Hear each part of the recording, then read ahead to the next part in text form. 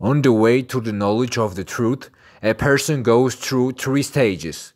First, everything is clear. The second, nothing is clear. Thirdly, something is gradually clearing up. Lando.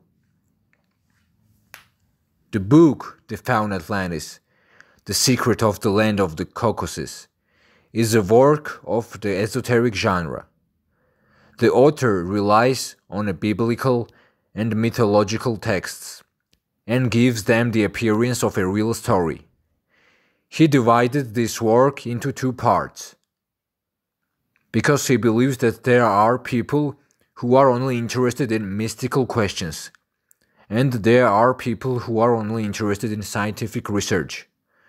For those who are interested in both issues, the author has tried to link religious texts with scientific research.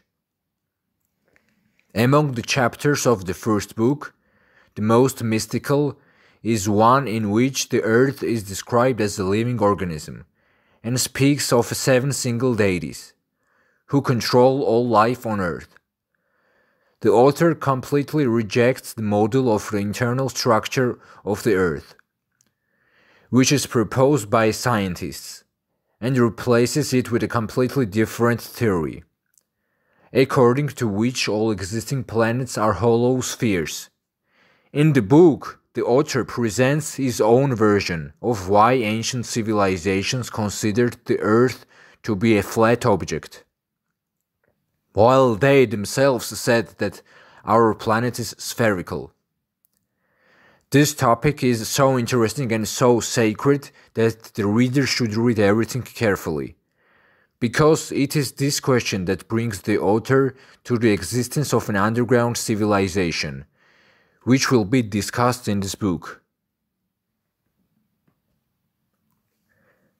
He claims that there is a city of God on earth, made entirely of gold and precious stones.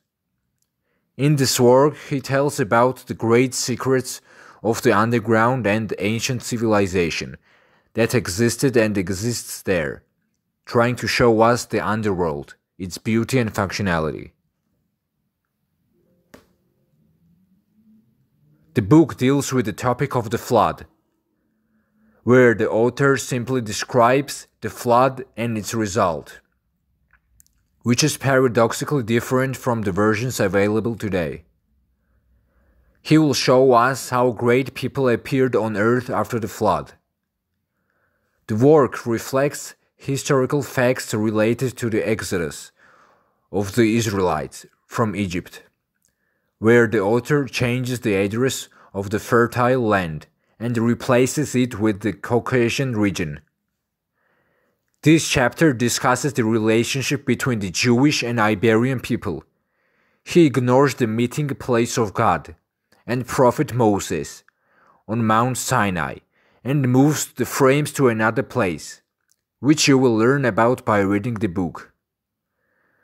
Then we are talking about the phenomenon of the God and the Superman, who created civilizations on Earth. The author himself says, "For a long time I had to think why the existing religions considered the previous ones not true religions. Man was created by God, and He Himself is their teacher. He believes that those people and their generation who met God could not live with the wrong religion. Therefore, it is wrong to say that people used to lead a wrong religious life. Civilizations in the distant past have always talked about such things, which suggests that somewhere there must have been a center of a single civilization, from which secret knowledge spread, left in a distant past on Earth by ancient civilizations. The author considers the purpose of a human life. He connects their current state with the loss of those ancient knowledge, about which modern man has no idea. The author says, if it were not for the emerald tablets, a person would probably never have known that Superman who created all civilizations on Earth. the one who built the pyramids and taught people the way to the light. If not for these texts, man wouldn't even have a rough idea of the seven spirits that create and govern everything in the universe. Also about the first source, to which the seven obey and fulfill his will. In the book, he tells about pyramids and ziggurats, and presents a version of why ancient civilizations created such structures. You will finally understand why the ancient civilizations considered the earth to be a flat object. Let's figure out what Sumerians, Egyptians, and biblical prophets wrote about. In this book, you will learn about completely different approach to the ancient texts, which will reveal the secrets that have been hidden from people for thousands of years. The first book ends with the Secret Land of Kartli, where the author discusses in detail the activities of Saint Nino. This book sheds light on many hidden questions. Those who read this book intellectually will surely understand that the Bible is not only the history of the Jews, but he brought us information about lost civilizations, about those who lived in a world illuminated by divine light. The second book discusses the relationship between religion and science. The author tried to understand at least a little how creativity can be created with words. In this chapter, he draws a parallel between the word and the DNA molecule. The author is trying to show us how to revive the original language. He opposes the views of scientists on a number of issues and puts forward his own versions. Those who are interested in secret knowledge would do well to read this book wisely. The author himself often said, "Who is not interested in mysticism, he won't have a bright future." However, an unprepared approach to these issues can backfire. The author asks the reader not to rush when reading the book, as he believes that the themes of esoteric genre should be read at least twice. Due to the complexity of the material, the author apologizes in advance for some minor inaccuracies.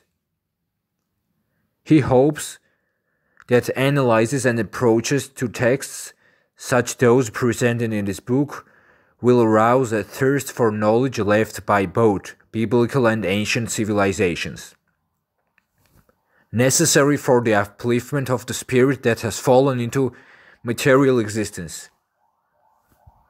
The book uses Sumerian mythological texts, about which the author often says, "If not for this, the best work of Dzhokhadze, there wouldn't have been those results that were realized thanks to his book."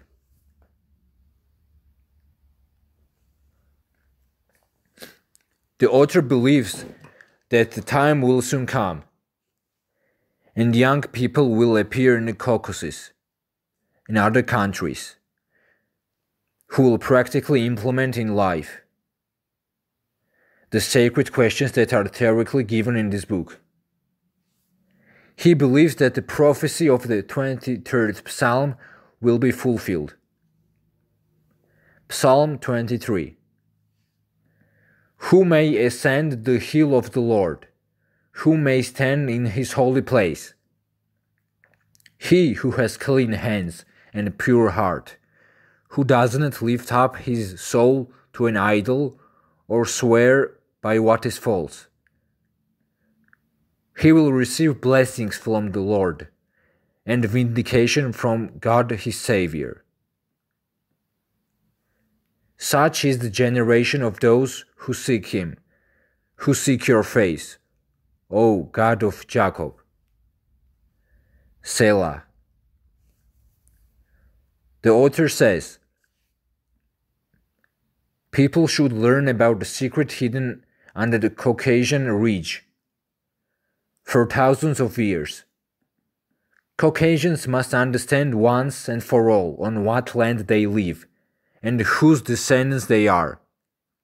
The author believes that the one who knows and deeply understands the questions presented in the book will easily survive the onset of the Age of Light.